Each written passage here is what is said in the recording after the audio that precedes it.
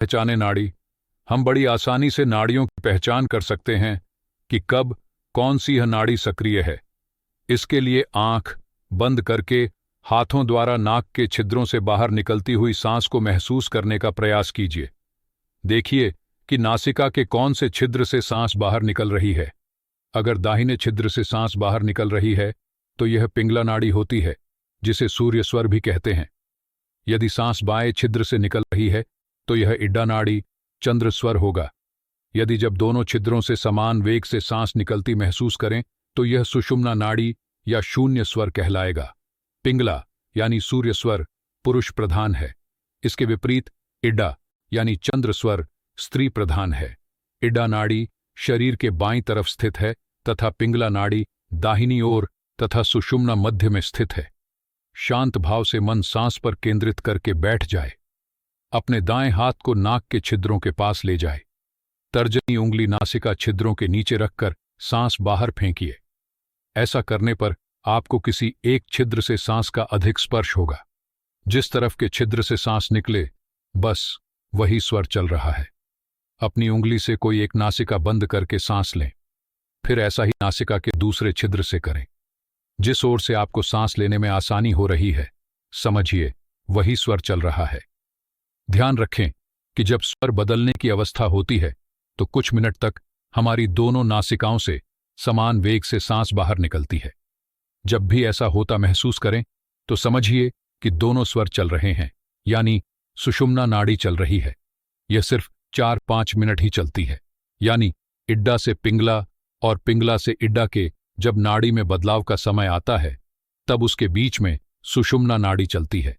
इसे और स्पष्ट कर लें, जैसे मान लीजिए कि आपकी इड्डा यानी बाई नाड़ी चल रही है। इसको चलते हुए जब 1 घंटा हो जाएगा तब आपकी दोनों नासिका से सांस बाहर निकलने लगेगी, यानी सुषुम्ना नाड़ी चलने लगेगी। सुषुम्ना 4 या 5 मिनट चलेगी। फिर अचानक आप पाएंगे कि आपकी दाईं यानी पिंगला नाड़ी चलने लगेगी। फिर जब उसका 1 घंटा पूरा होगा तब फिर 4 या 5 मिनट के लिए सुषुम्ना चलेगी। ऐसे ही एक के बाद एक करके 24 घंटे ये तीनों नाड़ियां चलती रहती हैं। नवजात शिशु का हर कार्य नाड़ी के अनुकूल होता है। बच्चे को जब भूख लगती है उस वक्त उसकी पिंगला नाड़ी चल रही होती है। वह जब पेशाब करता है तो उसकी इड्डा नाड़ी चल रही होती है। जब मल त्यागता है तो उसकी पिंगला नाड़ी चल रही होती है।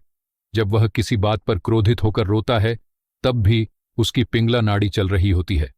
सुषुम्ना नाड़ी के चलने के दौरान ही बच्चे को नींद आने लगती है। सुषुम्ना के चलने पर ही वह प्रसन्न होकर खुद ही खेलने मुस्कुराने भी लगता है। आप में से अनेक ने सुना होगा कि खाना खाने के बाद हमेशा पहले आधा घंटा बाईं करवट लेटना चाहिए। यह नियम इसलिए बना क्योंकि ऐसा करने से पिंगला नाड़ी चल जाती है। पिंगला नाड़ी चलने से भोजन पचने में आसानी होती है। इसके विपरीत करने से निश्चित तौर पर अपच, कब्ज या दूसरी बीमारियों का होना तय है। इसी तरह पेशाब करते समय इड्डा नाड़ी चलने से किडनी और यौन शक्ति में कमी जैसी बीमारियां नहीं होती। आपने देखा होगा कि जनेऊ पहनने वाले लोग पेशाब करते वक्त उसे कान में लपेट लेते हैं। आजकल यह रस्म भर रह गई है। कहना मुश्किल है कि आज के दौर के कितने जनेऊधारियों को कान की उस नाड़ी का ज्ञान होगा जिसे दबाने से इड्डा नाड़ी चलने लगती है। यह काम सिर्फ कान में जनेऊ लपेट लेने से नहीं हो जाता। इसके लिए कान की नाड़ी का ज्ञान होना भी जरूरी है।